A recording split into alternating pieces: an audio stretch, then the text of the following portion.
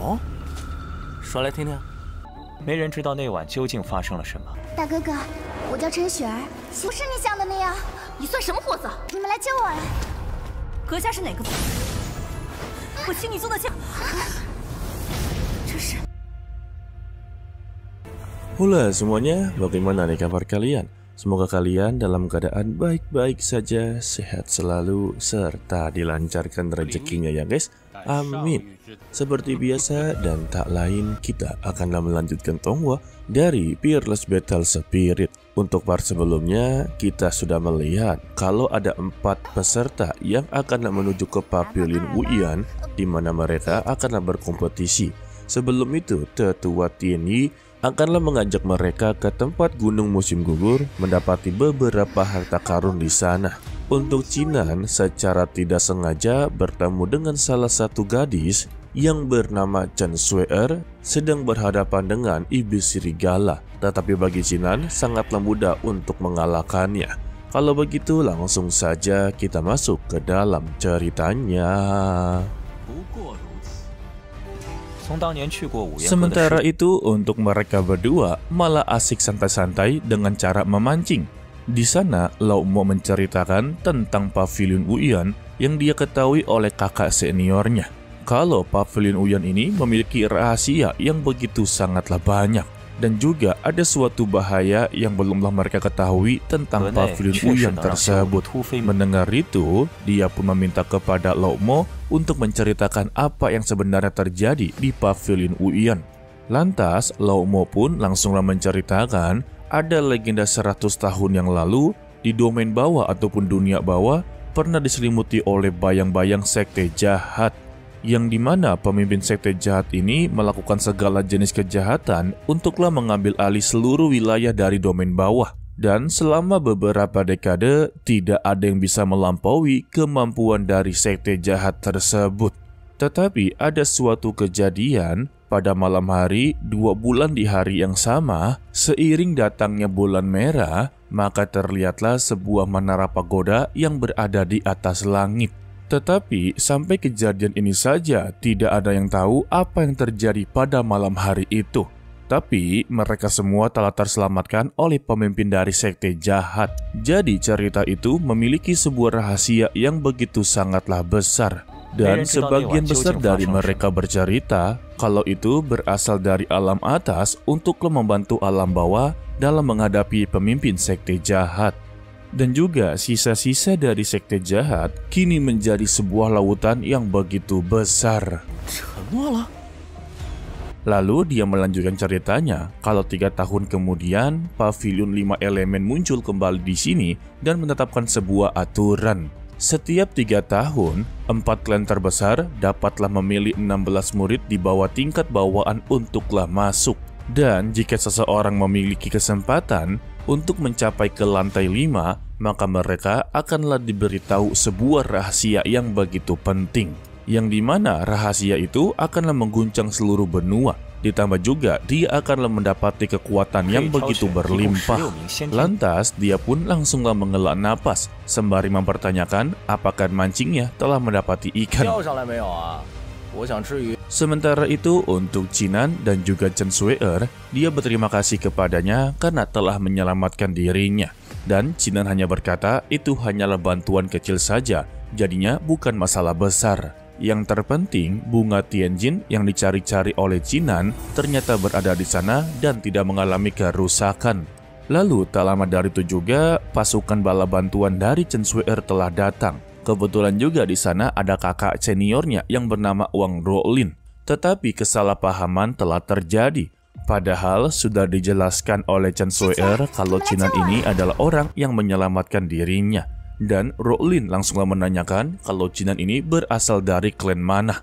Dan juga mengapa dia mencoba untuklah mendekati Chen Shu'er. Serta apa tujuan dia untuklah datang ke sini. Buset, orang belum jawab udah dikasih 3 pertanyaan.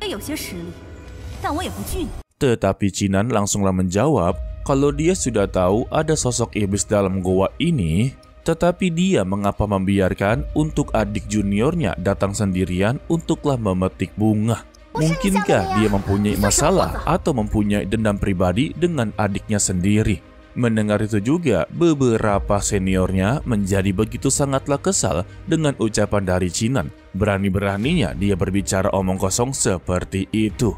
Bahkan para seniornya malah mencoba untuk mengancam jika dia berkata seperti itu lagi, maka itu sama saja menabur perselisihan di antara murid-murid sekte Qingyun. Tetapi Chinan tidak begitu peduli. Memang faktanya merekalah yang membiarkan untuk juniornya sendiri memetik bunga sendirian, padahal sudah tahu ada sosok iblis yang berada dalam goa, dan mereka hanya mencoba untuklah menutupi bunga kemurnian surgawi di tangannya. Jadi menurut Chinan, dia tidak perlu bertele-tele. Terlebih juga mereka ini masihlah menginginkan bunga Tianjin tersebut dan inginlah sekali merebut darinya. Karena sudah ketahuan niat buruk dari mereka untuklah mendapatkan kembali bunga Tianjin, lalu Rowlin langsunglah memberitahu kalau Chinan adalah orang yang begitu cerdas, maka dia haruslah menyerahkan bunga ini sekarang juga. Jika tidak, maka mereka bertigalah yang akan menghabisi nyawa dari Chinan. Waduh, penawaran tersebut langsunglah ditolak oleh Chinan. Dan dia sengaja mengeluarkan 7 pedang surgawinya yang membuat mereka bertiga juga sungguh begitu terkejut. Ternyata ada orang yang bisa mengendalikan 7 pedang surgawi secara sekaligus. Alhasil, Wang Rowlin benar-benar begitu ketar-ketir dengan mengancam kalau tetua sekte Qingyun sedanglah berada di dekat sini. Lalu Chinan pun langsunglah melayangkan serangan, tetapi dia tidaklah berniat untuk melukai mereka bertiga. Hanya saja Chinan langsunglah keluar dari goa dan memberitahu kepada Chen Sui'er untuk berhati-hati kepada para seniornya karena mereka memiliki niat buruk kepadanya. Setelah dia keluar, mereka bertiga pun langsung engos-engosan karena Chinan ini mengeluarkan niat membunuh yang begitu besar. Setelahnya juga, Wang Rowlin langsung menanyakan kepada Chen Sui'er siapa pria tersebut. Dan juga dia malah mencurigai Chen Sui'er apakah dia ingin menjadi orang nomor 1 di Pavilion Wuyan, jadi dia haruslah bergabung dengan orang luar untuklah menghadapi dirinya. Waduh, ini Rowlin perlu diruqyah guys. Chen Sui'er hanya menjawab kalau dia tidak mengenalinya sama sekali. Tetapi tetap saja Wang Rowlin ini menganggap kalau dia telah berbohong kepadanya. Dan hampir saja dia inginlah menggamparnya, ada sebuah ranting yang langsunglah menyerang ke arahnya. Beruntung saja dia berhasil untuklah menghindarinya, yang dimana serangan barusan berasal dari Chinan guys. Dan dia akanlah terus mengawasi Chen Sui'er karena dia yakin ketiga senior ini benar-benar memiliki niat buruk. Sesingkatnya, Chinan pun kembali kepada teman-temannya dan melihat sebuah pertarungan yang begitu sangatlah sengit. Tetapi ketika dia lihat dengan jelas, ternyata itu pertarungan penatua Miao Miao dengan salah satu penatua yang berasal dari sekte lain. Sementara itu, untuk beberapa murid dari sekte Qingyun, mereka juga sedanglah membahas di bagian selatan kalau penatua mereka sedanglah bertarung dengan salah satu penatua yang berbeda juga. Mereka menganggap sepertinya mereka berdua bertarung untuklah memperebutkan harta karun yang begitu luar biasa. Lalu tak lama dari itu juga pasukan dari sekte Xuanling telah berada di sana. Hal ini membuat murid-murid tersebut menjadi begitu sangatlah terkejut karena mereka telah datang terlebih dahulu. Yang ternyata untuk mereka ini bukanlah berasal dari sekte Qingyun, melainkan mereka ini hanyalah kultivator biasa saja.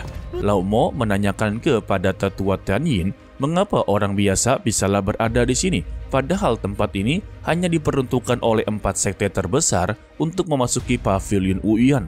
Penatua Tianyin memberitahunya lagi kalau itu memang sudah biasa. Untuk orang-orang umum ataupun kultivator biasa, mereka memang diizinkan untuklah memasuki dan bersaing dengan 4 sekte besar karena mereka sudah dipastikan menginginkan sebuah rahasia Pavilion Wuyan.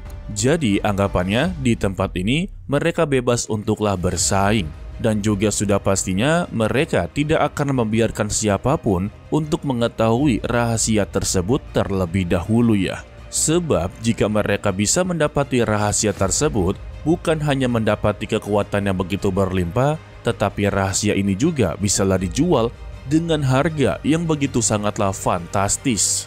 Dan mereka ini sedanglah menghadap ke arah lautan, yang dimana sesuai cerita dari Lao Mo, kalau menara tersebut berada di lautan yang begitu sangatlah luas, dan mereka sudah berada di sana. Lalu keluarlah sebuah menara yang disebut sebagai Menara Kuil 5 Elemen.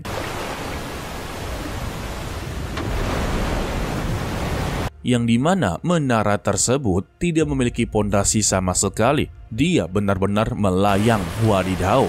Sedangkan ya untuk Chinan sendiri, dia yang menggunakan mata dewa untuk memeriksanya tidak mendapati hasil sama sekali. Maka dari itulah dia menganggap kalau menara ini benar-benar begitu sangatlah misterius. Hal ini juga membuat dia sangatlah penasaran untuk memasukinya.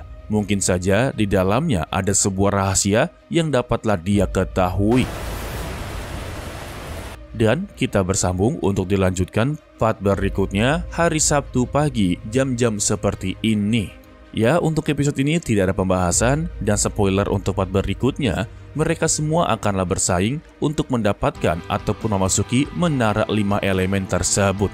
Entah disebut sebagai menara, entah disebut sebagai kuil. Mimin masih belum bisa pastikan. Tetapi ya menara sama kuil sama aja sih. Kalau menara ya satu bangunan, kalau kuil ya beberapa bangunan guys. Dan nantinya kita akan bertemu kembali dengan Wang Rowlin yang akanlah dipermalukan oleh Chinan. Karena dialah dalang dari semua yang memiliki niat buruk kepada Chen Shuai-er. Oke lah, sepertinya cukup sampai di sini saja dulu untuk video kali ini ya. Mimin ucapkan terima kasih kepada kalian yang telah menonton sampai akhir. Pesan dari Mimin, tetaplah menjadi orang yang baik walaupun itu sangatlah sulit. To be continue, sampai jumpa di video berikutnya. Bye-bye. 哦，说来听听。没人知道那晚究竟发生了什么。大哥哥，我叫陈雪儿，不是你想的那样。你算什么货色？你们来救我呀！阁下是哪个？我请你坐的驾。